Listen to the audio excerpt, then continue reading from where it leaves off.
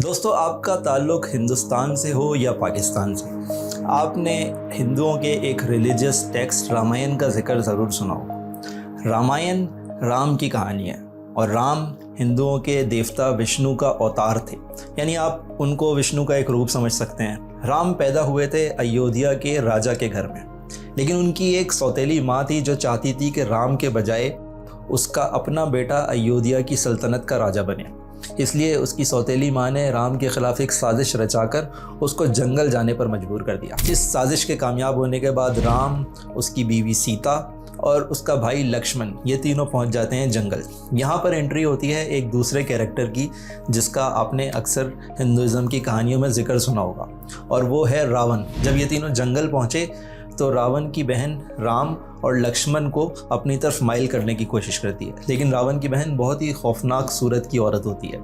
उसकी लाख कोशिश के बावजूद राम और लक्ष्मण उसकी तरफ माइल नहीं होते, जिस पर उसे गुस्सा आया और उसने सीता को नुकसान पहुंचाने की कोशिश की। जब उसने सीता को नुकसान पहुंचाने की कोशिश की तो लक्ष्मण, जो कि राम के गार्ड की हैसियत से वहां पर मौजूद था, उसने रावण की बहन का नाक और कान दोनों काट दिया। रावण की बहन चीखती चिल्लाती अपने भाई के पास पहुंची और उसको अपने ऊपर होने वाली जुल्म बिप्ता भी सुनाई, और साथ साथ उसने सीता की खूबसूरती का अहवाल कुछ इस तरह सुनाया कि रावण ने प्लान बनाया सीता को अगवा करने का। उसके बाद रावण पहुंचा जंगल और उसने सीता को अगवा कर लिया। सीता ने रास्ते में जाते हुए अपने ट्रेसेस भी जगह जगह छोड़ दिए ताकि राम आसानी के साथ उस तक पहुंच सके। रावण सीता को श्रीलंका ले जाता है।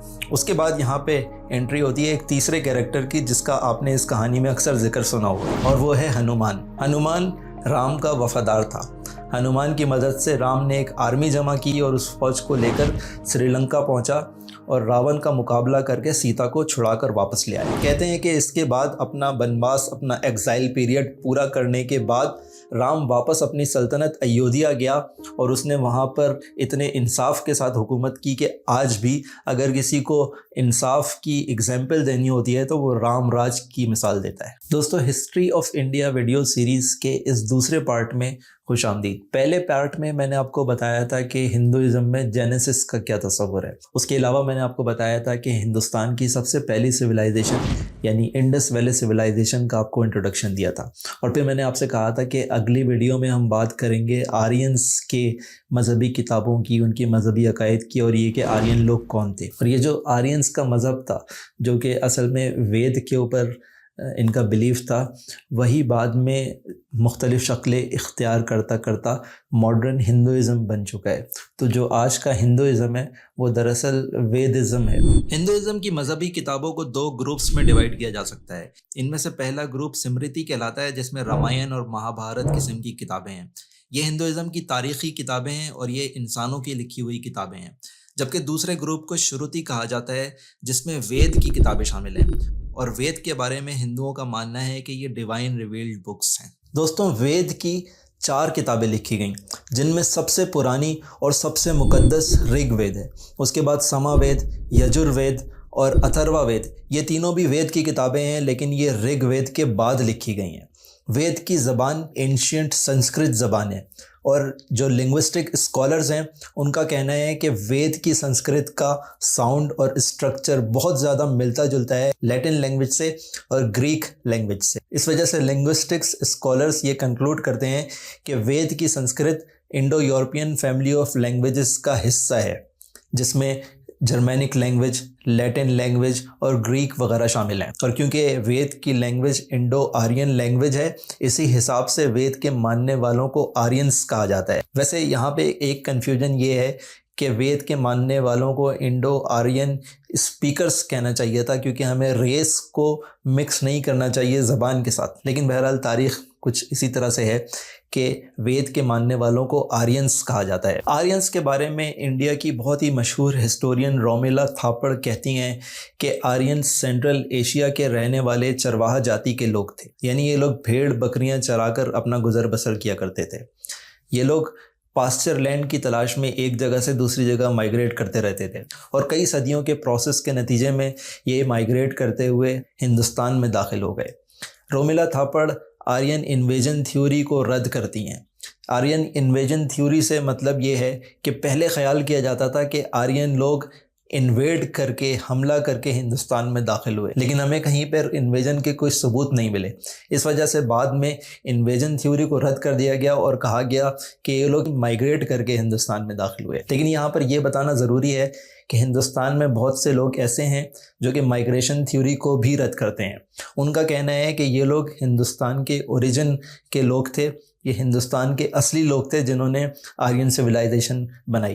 दोस्तों, कुछ लोगों का ये भी मानना है कि आर्यंस इंडस वैली सिविलाइजेशन के ही लोग थे, लेकिन अगर ये बात ठीक होती तो हमें इंडस वैली सिविलाइजेशन से जो आर्टिफैक्ट्स मिले और जो कॉइन्स मिले, उनके ऊपर जिन जानवरों की तस्वीरें मौजूद थी, उन जानवरों का कहीं ना कहीं वेद में जिक्र मिलना चाहिए था, लेकिन ऐसा नहीं है। जैसे हमें इंडस वैली सिविलाइजेशन से हासिल होने वाले कॉइन्स के ऊपर एक टाइगर की तस्वीर, एक मिथिकल कैरेक्टर यूनिकॉर्न की तस्वीर, उसके अलावा एक राइनोसोरस की तस्वीर जा बजा मिलती है, लेकिन ऋग वेद में, जो कि सबसे पहले लिखे जाने वाली वेद है, उसमें इन जानवरों का कहीं जिक्र नहीं मिलता। उसके अलावा अगर आर्यंस ही इंडस वैली सिविलाइजेशन के लोग होते तो वेद के अंदर जिस जानवर का सेंट्रल कैरेक्टर है, यानी कि एक घोड़ा, एक हॉर्स, जो कि आर्यंस लोग अपनी सवारी के लिए इस्तेमाल किया करते थे और जिसका जिक्र वेद में देवताओं के लिए भी मौजूद है। देवता एक घोड़े को चैरियट के साथ अपनी सवारी के लिए इस्तेमाल किया करते थे, लेकिन इंडस वैली सिविलाइजेशन से हासिल होने वाली एक्सकेवेशंस में किसी घोड़े का जिक्र हमें नहीं मिलता।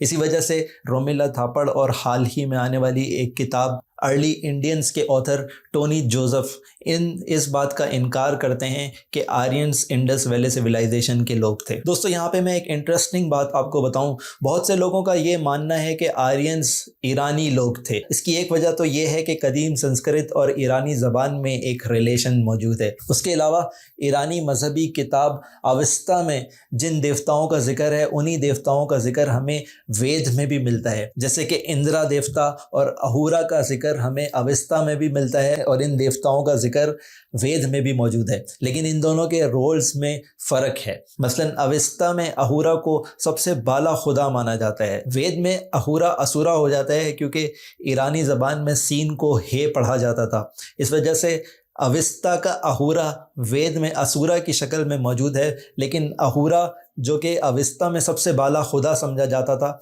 वो वेद में एक शैतान समझा जाता है। इसी तरह इंद्रा को वेद में एक बहुत ही ताकतवर देवता माना जाता है, जबकि इसके बरअक्स अविस्ता में इंद्रा को एक शैतान माना जाता है। इस वजह से बहुत से स्कॉलर्स का ये भी मानना है कि ईरानी और आर्यंस एक ही ग्रुप था, जिनमें किसी बात पर इख्तलाफ हुआ, जिसकी वजह से आर्यंस ईरानियों से अलग होकर माइग्रेट करके हिंदुस्तान में दाखिल हो गए। आर्यन लोग कैटल्स की प्रोड्यूस के ऊपर गुजारा किया करते थे और कैटल्स जैसे कि गाय वगैरह इनके यहाँ इकोनॉमिक वैल्यू रखा करती थी, करेंसी के तौर पे भी उसको इस्तेमाल किया जाता था।